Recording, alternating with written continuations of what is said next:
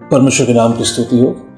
एक बार और परमेश्वर के वचन को लेकर के आप तक पहुंचने के लिए परमेश्वर ने मदद किया है। एक बार और अवसर दिया, से धन्यवाद देते हैं। परमेश्वर का वचन कहता है कि हमारे जीवन का स्रोत वही है। हमारा जीवन मसीह में चुना गया है, मसीह में अलग किया गया है। हम मसीह के बना दिए गए हैं, मसीह के अपने हैं, उसके शरीर के अंग कहलाते हैं। ये व्यर्थ में कुछ शब्दों का प्रयोग नहीं है, लेकिन इनमें से एक एक बात का गहरा मतलब है।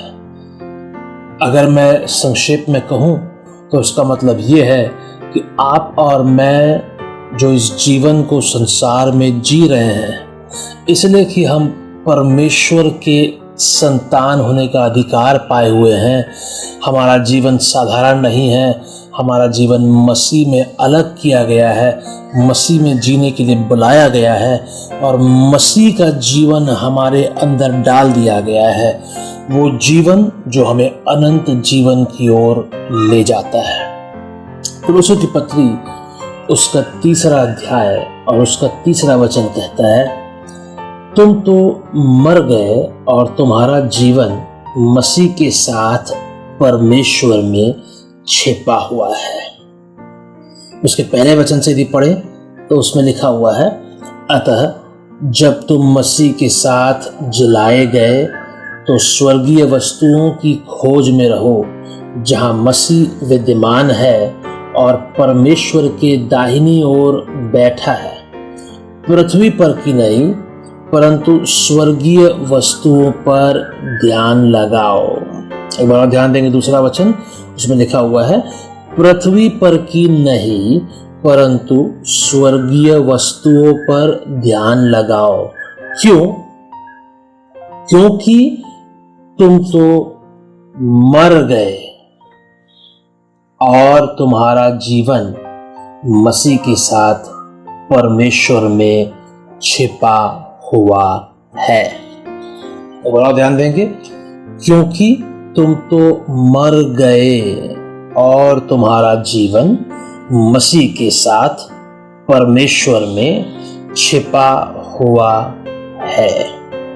तो इसका मतलब यह है कि जो मसीह के साथ जिलाए गए हैं, अर्थात आप और मैं जो मसीह में विश्वास करके, विश्वास के द्वारा उसके साथ जिलाए गए हैं, स्वर्गीय वस्तुओं के खोज में हमें रहने की जरूरत है।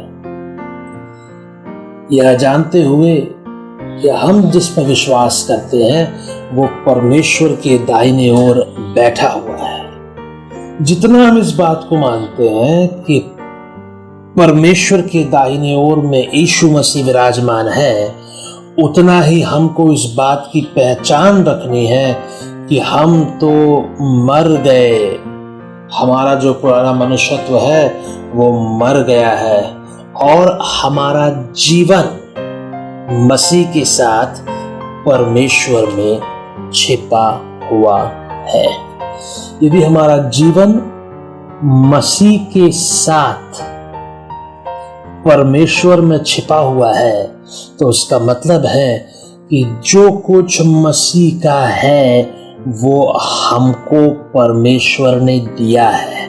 और जैसा मसीह परमेश्वर में छिपा हुआ है, सुरक्षित है, संरक्षित है, जैसे मसीह का स्थान परमेश्वर ने निश्चित कर रखा है, वैसे ही हम जो मसीह में हैं, हमारा जीवन भी उसके साथ ही परमेश्वर में छिपा हुआ है, निश्चित है। इस बात को हमें कभी नहीं भूलना है कि हमको परमेश्वर ने जिस मकसद से बुलाया है वो सांसारिक नहीं है। हमको जिस मकसद से बुलाया है वो आत्मिक है, वो स्वर्गीय है।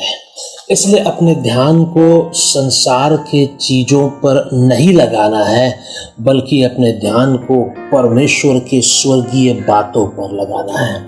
कई लोग कहेंगे कि भैया आजकल परिस्थितियां बहुत खराब है, हमारी ज़रूरतों को हम पूरा नहीं कर पा रहे हैं, अपने परिवार की ज़रूरतों को हम पूरा नहीं कर पा रहे हैं, हमारा मन व्याकुल है, हम बहुत सारे चिंता में परेशान हो रहे हैं, लेकिन मैं आपसे कहना चाहता हूँ जितना उनमें से हर एक बात सत्य है, जितना वो सब सही है, उतना ही हमें इस बात को नहीं भूलना है कि हम संसार के हिसाब से जीने के लिए, संसार के अनुसार चलने के लिए, संसार के अनुसार सोचने के लिए नहीं बुलाए गए हैं। हमको इस बात को याद रखना है कि हमें जो बुलाहट परमेश्वर ने दिया है, या ऐसा कहूँ कि जिस बुलाहट के अनुसार परमेश्वर ने हमें बुलाया है, उस बुलाहट में हम इस संसार के जीवन के ऊपर हैं। और जब हम अपने उस आत्मिक बुलाहट के मुताबिक चलना सीखेंगे, इस संसार की आवश्यकता, इस संसार की ज़रूरत, इस संसार की परिस्थितियाँ हमारे आत्मिक नज़रिए को बदल नहीं पाएंगी। क्या मैं ये कह रहा हूँ कि हर एक कठिनाई दूर हो जाएगी? क्या मैं ये कह रहा हूँ कि कोई तकलीफ नहीं आएगा? क्या मैं ये कह रहा हूँ कि मुसीबतों में से हम बच करके निकल जाएंगे? नहीं, मैं कभी भी आपको इस बात पे नहीं सिखाना चाहूँगा कि हम ऐसा सोचें कि हमारे जीवन में कोई तकलीफ, मुसीबत, परेशानी, क्लेश, समस्याएं, चुनौतियां नहीं आएंगी। नहीं, ऐसा नहीं है।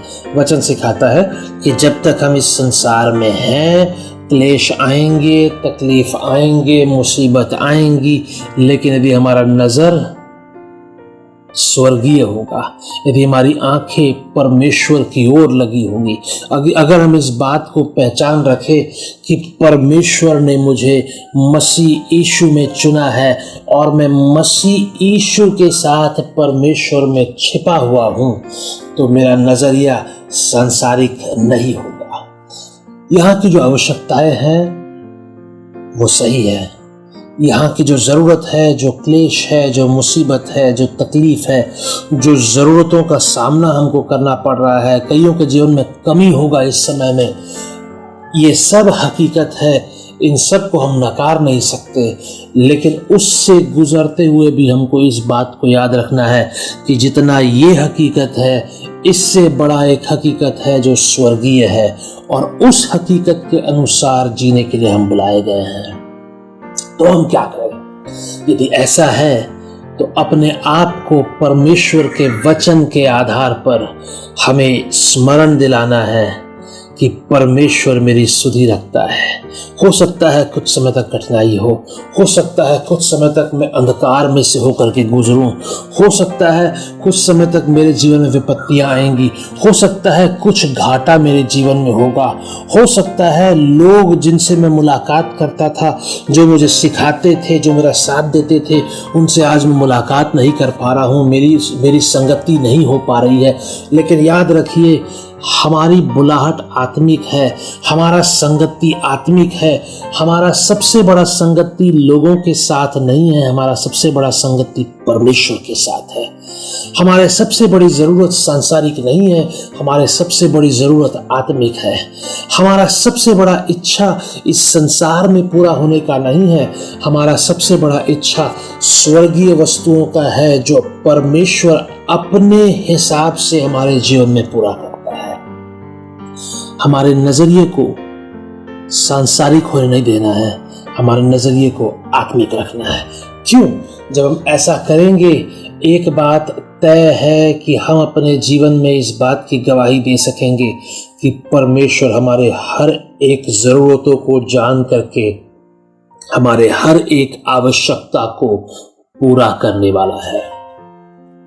मुसीबतें गायब नहीं हो जाएंगी, कठिन परिस्थितियां गायब नहीं हो जाएंगी, मुश्किलों का सामना करना पड़ेगा, लेकिन उन सब के बीच में हम इस बात को पहचान पाएंगे कि हमारा परमेश्वर हमारे जीवन में असली है, हमारे परमेश्वर की हकीकत हमारे जीवन में वास्तविक है। जिस दिन हम परमेश्वर की हकीकत को पहचान लेंगे, उस दिन हम परमेश्वर की ओर देखेंगे और उसका काम हमारे जीवन में होता हुआ हमको दिखेगा, उसकी पहचान हमारे अंदर बनेगी। मसीह ने हमारे लिए जो किया है उसकी तुलना किसी के साथ हो नहीं सकती। परमेश्वर का प्रेम जो हमारे लिए है उसकी तुलना किसी के साथ हो नहीं सकती। यदि परमेश्वर का प्रेम अपरंपार रीति से हमारे ऊपर प्रकट हुआ है और मसीह का काम हमारे लिए बगैर सीमा के किया गया है, तो हमको इस बात में निश्चिंत रहना है कि हमारा जीवन परमेश्वर के हाथ में सुरक्षित है। हर परिस्थिति से हमें निकाल करके हमारे पैरों को स्थिर करने के लिए, मजबूत करने के लिए, चट्टान पे खड़ा करने के लिए परमेश्वर सक्षम है। तो आज हम परमेश्वर के वचन में देखते हैं, जिस भाग को हम देख रहे हैं कुलुस्सियों की पत्री 3 अध्याय, उसका 1, 2 और 3 वचन, उसमें बहुत स्पष्ट है, हमारी नजरें पृथ्वी पर की नहीं परंतु स्वर्गीय वस्तुओं पर लगाना चाहिए। हमारा ध्यान सांसारिक वस्तुओं पे नहीं, स्वर्गीय वस्तुओं पर लगाना चाहिए। क्यों? क्योंकि हमने देखा, क्योंकि हम मर गए हैं और हमारा जीवन मसीह के साथ परमेश्वर में छिपा हुआ है। तो आज मैं इस बात पर जोर क्यों दे रहा हूं? क्योंकि एक बात जो कई जगहों से आप सुनते आ रहे होंगे वो ये है कि ये सब जो आज के दिन दुनिया में घट रहा है, ये यीशु मसीह के दोबारा आगमन की तैयारी है, उसकी चिन्ह है, यीशु मसीह के कहे अनुसार संसार के अंत के लक्षण है। यदि ये सब बात यीशु मसीह के दोबारा आगमन के लक्षण है, उसके चिन्ह है, तो कुछ बातें स्पष्ट है। एक, व्यक्तिगत तौर पे हमको तैयार होने की जरूरत है। यदि हमारी नजरें स्वर्गीय वस्तुओं पे नहीं हैं, सांसारिक हों यदि हमारी नजरें, तो हम परमेश्वर के राज्य में प्रवेश करने का तैयार नहीं होंगे।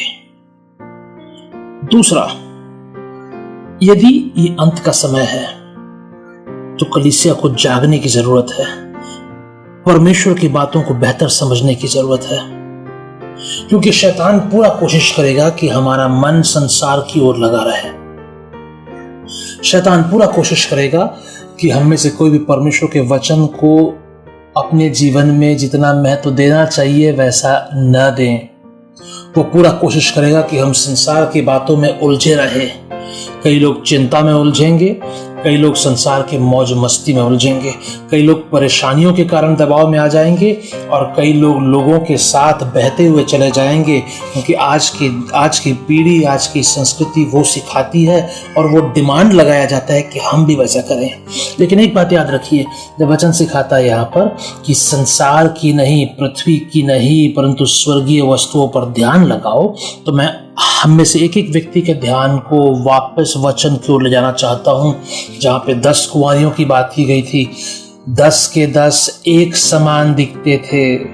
10 के 10 जो थे, सबके पास कुप्पी थी, सब एक ही जगह पे इकट्ठे थे। लेकिन जब दुल्हा के आने का समय हुआ तो सिर्फ 5 तैयार थे, 5 नहीं। 5 जो तैयार थे, मैं मानता हूं उनका ध्यान, उनका मन, उनके विचार दुल्हा के ऊपर था, दुल्हे से जुड़े हुए बातों पर था, अपनी बातों पर नहीं। ठीक वैसे ही जैसे कलीसिया को होना चाहिए। यदि कलीसिया अर्थात आप और मैं, हम में से एक एक व्यक्ति तैयार नहीं होता है, तो कहीं ऐसा ना हो जाए कि हम पीछे छूट जाए, क्योंकि यीशु मसीह का आना निकट है। यदि हम तैयार नहीं होंगे तो हम पीछे छूट जाएंगे। यदि हम तैयार नहीं होंगे तो हमारे सामने बहुत बड़ी एक विपत्ति खड़ी हुई है। याद रखिए इस बात को, जो व्यक्ति परमेश्वर के वचन को अपने जीवन में महत्व नहीं देता, जो व्यक्ति परमेश्वर के वचन को गंभीरता से नहीं लेता, जिस व्यक्ति का ध्यान संसार की चीजों पे ज्यादा लगा रहता है, वो कभी भी अपने प्राण को गवा करके परमेश्वर के वचन को मानने के लिए तैयार हो नहीं सकता है। जब विरोध बढ़ेगा और शैतान के चिन्ह को अपने ऊपर लेने की बात आएगी, कई लोग 666 के नंबर को लेकर के, उस आंकड़े को लेकर के बात करते हैं, लेकिन वो चिन्ह जब लेने की बात आएगी तो वही लोग झुकेंगे जिनका मन संसार की वस्तुओं पे लगा हुआ रहेगा। वही लोग झुकेंगे जो संसार के जीवन को अपने आत्मिक जीवन से ज्यादा महत्व देते हैं। यदि आप और मैं चाहते हैं कि हम परमेश्वर के पीछे चले तो देरी नहीं कर सकते हैं। यदि परमेश्वर के साथ चलना है तो सही वक्त ये है। क्यों? क्योंकि जब विपत्तियां आएगी, जब उस चिन्ह को, उस मुहर को लेने का समय आ जाएगा, जब दुनिया में हर व्यक्ति के ऊपर ये डिमांड लगाया जाएगा, ये मांग किया जाएगा कि वो मुहर लेना होगा और उसके बिना जिंदगी नहीं चल पाएगी, तो जिस व्यक्ति का ध्यान संसार की वस्तुओं पे लगा रहेगा वो परमेश्वर के लिए अपने जान गंवाने को तैयार नहीं होगा, मुश्किलों का सामना करने को तैयार नहीं होगा, कठिनाइयों को सहने को तैयार नहीं होगा। लेकिन जिसका ध्यान स्वर्गीय वस्तु पर लगा रहेगा उसको पता होगा कि संसार में विपत्तियां आएंगी, ये विपत्ति है, जान गंवाना पड़ सकता है, लेकिन उसको एक बात मालूम होगा और अपने मन में उस बात का पक्का होगा, उसको एक बात स्पष्ट मालूम होगा कि मैं इस दुनिया के लिए नहीं बुलाया गया हूं, मैं उस दुनिया के लिए बुलाया गया हूं। मैं संसार के अनुसार नहीं बुलाया गया हूं, मैं स्वर्ग के अनुसार बुलाया गया हूं। मैं संसार के वस्तुओं को चाहने के लिए नहीं बुलाया गया हूं, मैं स्वर्ग के वस्तुओं को चाहने के लिए बुलाया गया हूं। मुझे संसार का जीवन जितना प्रिय है उससे कई गुना ज्यादा मेरा आत्मिक जीवन, मेरा स्वर्गीय जीवन मेरे लिए प्रिय है। यदि हम इन बातों को समझ करके अपने आत्मिक जिंदगी को आगे बढ़ाएंगे तो संसार कभी भी हमें अपने विश्वास के रास्ते से भटका नहीं सकेगा। संसार में कई प्रकार की विपत्तियां आएंगी, संसार में कई प्रकार के क्लेश आएंगे, लेकिन यदि हमारा मन परमेश्वर के ऊपर और स्वर्गीय वस्तुओं पर लगा रहेगा तो हम सांसारिक वस्तुओं के लिए स्वर्गीय वस्तुओं को त्याग नहीं सकेंगे। हम सांसारिक वस्तुओं को त्याग करके स्वर्गीय वस्तुओं के पीछे लग जाएंगे। उस कुलुस्सियों की पत्री 3 अध्याय और उसके 4 वचन को ये देखें, उसमें लिखा हुआ है, जब मसीह जो हमारा जीवन है प्रकट होगा तब तुम भी उसके साथ महिमा सहित प्रकट किए जाओगे। ये किन लोगों की बात है? ये उनकी बात है जिनका ध्यान मसीह के वचनों पे, स्वर्गीय वस्तुओं पे लगा हुआ है। ये उन लोगों की बात नहीं है जो संसार में अपना जीवन काटने के लिए चला रहे हैं। ये उन लोगों की बात नहीं है जो संसार के मौज मस्ती में फंसे हुए हैं। ये उन लोगों की बात नहीं है जो संसार में अपने जीवन के बारे में सोचकर के इतने व्यस्त है कि उनकी आत्मिकता के लिए उनके पास समय नहीं हो। ये उनकी बात हो रही है जो अपने जीवन को मसीह के लिए समर्पित कर चुके हैं, जिनका नजरिया पृथ्वी का सा नहीं स्वर्ग का सा है, जिनका ध्यान पृथ्वी पर के वस्तुओं पर नहीं परंतु स्वर्गीय वस्तुओं पर लगा हुआ है। मैं में से एक व्यक्ति को प्रोत्साहित करना चाहूंगा, अपने जीवन में बदलाव को लाना शुरू करें। मसीह का वचन हमारे हृदय के अंदर गहराई से बसने पाए, जड़ पकड़ने पाए, हमारा जीवन मसीह से जुड़ा रहे, हमारा ध्यान स्वर्गीय वस्तु पर लगा रहे।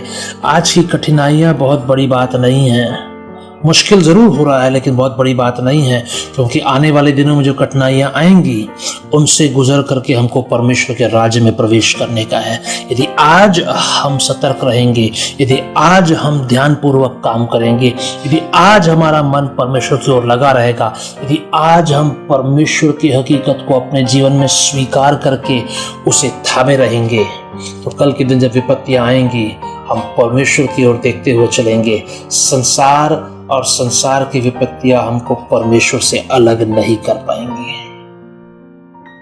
परमेश्वर की ओर देखिए, परमेश्वर आपको चलाएगा। किसी इंसान की बात को मत सुनिए। आज कई प्रकार के लोग कई प्रकार की बातों को कर रहे हैं, कई प्रकार के अलग अलग प्रकार की शिक्षाओं को दे रहे हैं, अलग अलग प्रकार के दर्शन और भविष्यवाणियां आ रही है। मैं किसी की आलोचना नहीं करना चाहता हूं, लेकिन मैं इतना कहना चाहता हूं, हमारा नजर मसीह की ओर लगाना चाहिए।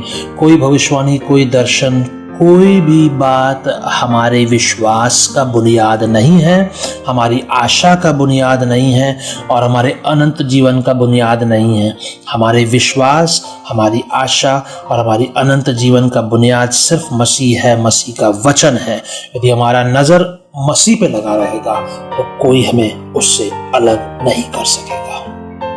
परमेश्वर की ओर देखें, परमेश्वर का समय बिताएं, प्रार्थना करते हुए, वचन पढ़ते हुए, परमेश्वर की बातों पे मनन करते हुए समय बिताएं। परमेश्वर आपको आगे बढ़ाएगा। जितने बंद दरवाजे हैं, आपकी आवश्यकताओं को पूरा करने के लिए परमेश्वर उन्हें खोलेगा। उस पर भरोसा कीजिए, वो आपको आगे बढ़ाएगा, चलाएगा। वो परमेश्वर है जिसने कहा मैं तुम्हें कभी छोड़ूंगा नहीं, कभी त्यागूंगा नहीं। इसलिए हम हिम्मत के साथ, धीरज के साथ बुलंद होकर के कह सकते हैं, परमेश्वर मेरे साथ है, मैं नहीं डरूंगा। परमेश्वर आपको आशीष दे।